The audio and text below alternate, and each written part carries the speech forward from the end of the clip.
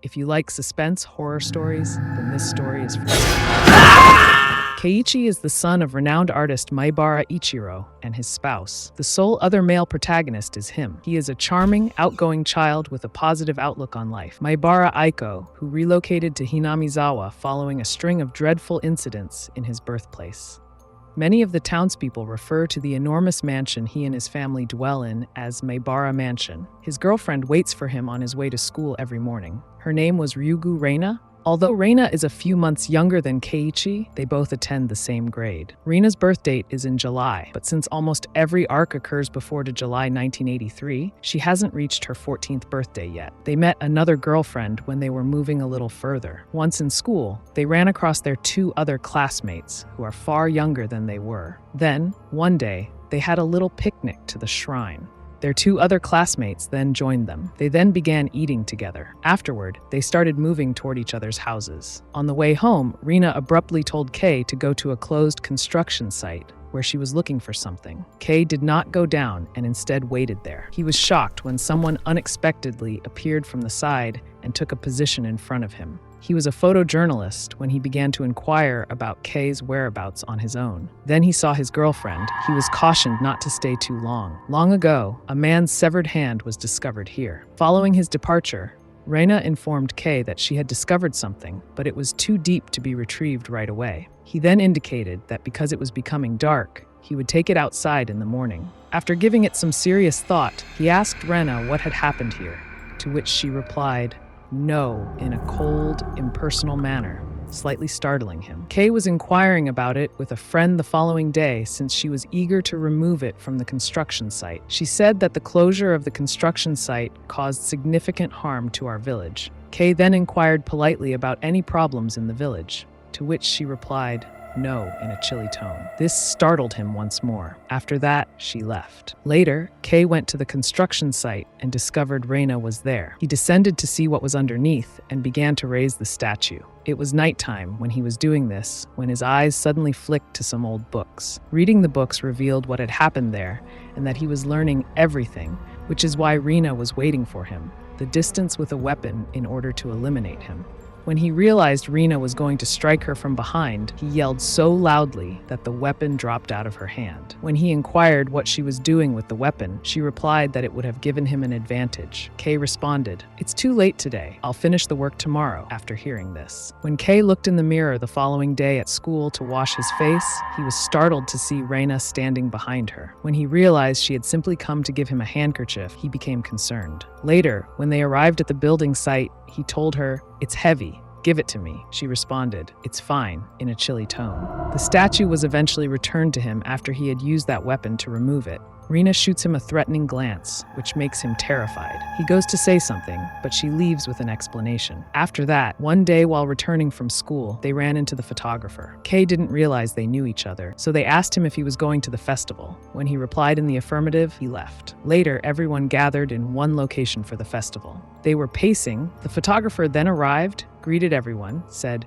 "See you later," and walked away. Next, a friend of theirs performed a dance program at the festival. The photographer met his girlfriend in the interim. The celebration was drawing to a close. As he leaves, Kei unexpectedly spots the photographer and his partner with him. Reina was seeing them from a distance with a motionless gaze. Following that, a man claimed, "I'm from a police office," when he met him at school the following day. He then led Kei to his air-conditioned vehicle and proceeded to question him, then asked him whether he knew the two after displaying their photo to him. He was informed by the policeman that this village is cursed. Many terrible things happened here a few years ago. Every year, someone dies during the festival, and the people whose pictures he saw are still missing as of last night. "How are you sure?" Kei asked. The policeman claims that their car has been there since last night. He continued, "You can help me in this case." After saying this, "How do you do it?" he said. After that, the policeman said, "You will not disclose anything to anyone else in observation only." He then departed from there. He overheard his classmates conversing one day at school, and that incident is currently being discussed. After they had both returned from school, Kei asked her if there was anything she was keeping from him. Then Reina started to disagree with him in a still voice. At that point, Kei became anxious. She seemed to be being processed by someone. She then grinned and responded, "No problem," before leaving. Later that evening, the policeman called to let him know what had happened. Reina begins acting strangely before leaving for Hinamizawa. Hinamizawa, aggressively attacking 3 of her male classmates with a baseball bat. His father noisily knocked on the door from behind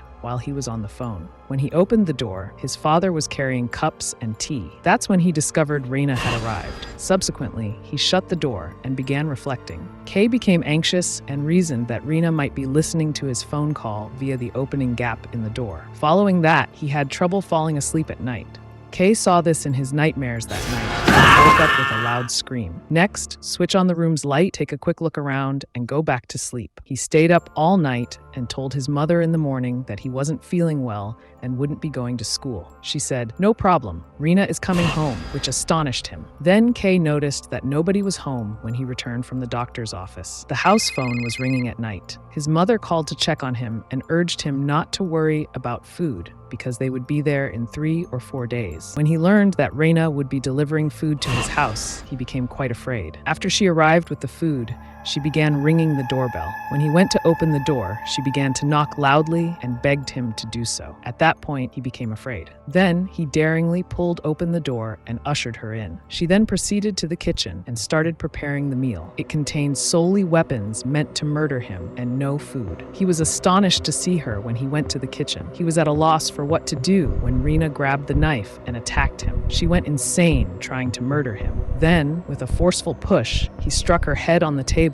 and collapsed there. She rises and stabs him in the stomach as he rushes to check on her. Subsequently, she let off of him and perched over him, continuing to stab him. This is how it went on for a very long time. When they finally unconscious, he opened his eyes to discover that he was in a hospital. One by one, they all went to visit him. A nurse appeared out of nowhere and informed him that his throat was itching. His friends summoned him in the morning, the day before the festival, to come to school. They won a gaming match after school and left with a lot of rewards. After giving Mion his award, Kay and his father headed to a coffee shop where he ran across Shion, Mion's twin sister. Then, one day when he was shopping, numerous motorcycles abruptly dropped in front of him. Subsequently, other thugs arrived and began harassing him. Shion arrived and requested that they cease when she noticed the situation. The neighbors would approach them whenever they attempted to touch her. They were all terrified as she approached, including Kay. Eventually, the police arrived and assessed the situation. After that, everyone thanked them for saving them and departed.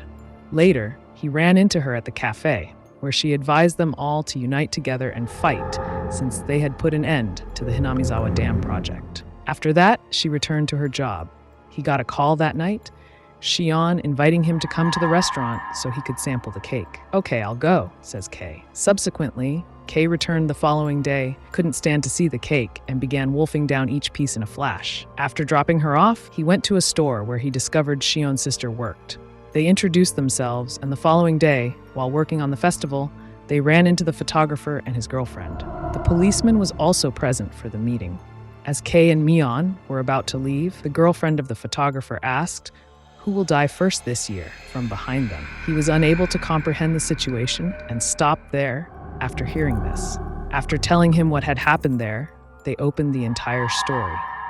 It was reported that the dam project manager perished in the first year after falling down a cliff, and that his wife passed away the following year. What's most odd is that the incident occurred on the eve of the celebration, which shocked him much. From the location of the festival, Shion called Kay. The photographer and his girlfriend were also present, and they had broken the lock to get into the Forbidden Store house. When Kay turned on the light, he noticed an odd figure in front of him. The photographer's girlfriend later revealed that the figure was from the guardian deity statue, and Shion and Keiichi find that it is filled with torture instruments. The statue's head then fractures when Shion touches it and falls to the ground. He then fastened the statue's head and positioned it atop before shutting the storehouse and walking away. The festival was taking place near the river, so they both went to watch it. Later, when they were upstairs alone, Shion told Kay to be careful because they had entered the warehouse incorrectly. Later, he ran into his pals. After that, Mion began escorting Kay to the riverfront, where he said, "You're seeing both of them," which astonished him. He didn't know what was wrong, and when the policeman came to check on Kay, he was headed home. The police officer then questioned him again, asking if he had seen them both following the festival. The policeman then remarked, "All right, I'll investigate this later." He was terrified after hearing this. I also know that you and Shion saw them both at the festival tonight. Then he received a call informing him that the two of them were missing. Horrible news. The two of them were observed by the locals stealing the automobile and running away. They may have fled in terror since they had entered the residence without permission. However, it is unclear why they did this. What will you do now that our time is approaching? He was terrified to hear this, and just as he opened his mouth to respond, she hung up. When he arrived at the school the following day, he was informed that the village's mayor had vanished. He then started thinking about things outside of school. When Rika arrived and inquired as to why he was so concerned, he gave her the complete tale of what had occurred the previous evening. At this, Rika chuckled and declared, "You're going to die right now. This is both accurate and beneficial. You won't be discovered by them, so don't worry. What a lovely thing you said." Then, just as quickly as it had happened, Rika revealed what had happened to him. Subsequently, he inquired of the teacher whether there was any indication of them, but he received no response. Consequently, Rika was absent when the class reconvened. Later, he learned that she was conversing with someone behind the school. The bad news was that no one could locate her. Everyone then began searching for her. Next, Mion arrived and stated she had to be on the roof. Kay then went to the roof and discovered she was missing as well. Mion began angrily yelling from below that Rika had done all of this and that she would kill her, rocking the steps in the process. For a short while, he was descending from above. When the teacher arrived and asked what was going on, Mion remained silent. He then went to his room and spent some time thinking. Later, Mion called him and told him to come see her right away. She then brought him to her house, where he apologized to her for not disclosing what he had done that night. After saying this, she comforted him. Then Mion led Kay into the area where the villagers had been torturing people. At one point, there were a lot of Tantra Vidyas here. The inner room is so cozy that a person might easily spend a month there. Then Mion added, "There won't be any issues for you to stay." He asked, "What does that mean?" And she shoved the man hard, flung him inside, and gave him the key to the door. Then he angrily commanded her to leave the room, and when she realized who was about to kill her from the side screen, she grabbed the revolver from the drawer and walked out. She said, "Don't worry, I'll kill everyone," as she was leaving. After breaking the door with a loud shove, he observed on the screen that many people were standing outside. The front door was so powerful that he was unable to smash it, so he passed out there.